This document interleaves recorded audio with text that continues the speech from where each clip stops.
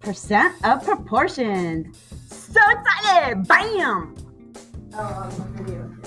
To solve these problems, you have to read the problem carefully. Yes, you have to read, you'll live. Percent of proportion problems have a formula you can use to set them up. Part over whole equals percent over 100. Yeah. So with this part to whole thing, how do I figure this out? Well, part means not the whole thing. It is just a part of it. For example, one slice of a pizza is just a part of the pizza, not the whole thing. Whole means the whole thing in total. Like that pizza, for instance, 8 slices makes the whole pizza. The one slice is just a part of the whole. So now that we know what part and whole means, the other side of the proportion is the gimme side. On this side, you always place the percent, if your problem shows it, on the top and write 100 on the bottom. Easy peasy. Let's use this formula to solve a percent of proportion word problem. Woohoo!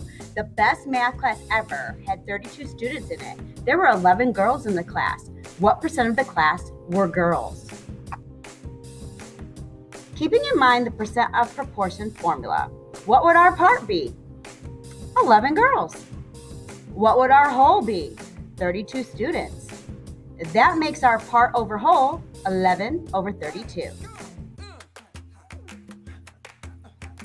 You are on fire! Now we just put our pieces of the formula together and solve it. So now we have half of our problem set up. Good job. Now the easier part. Is there a percent written in the problem? No. So the variable will go in the percent spot, then write your 100 below it. Now use your loop and circle to solve. Multiply your loop, 11 times 100, which equals 1100. Then divide by your circle, 32, and you'll find x equals 31.25%. So, 32.5% of the students in the best math class ever are girls. You did it!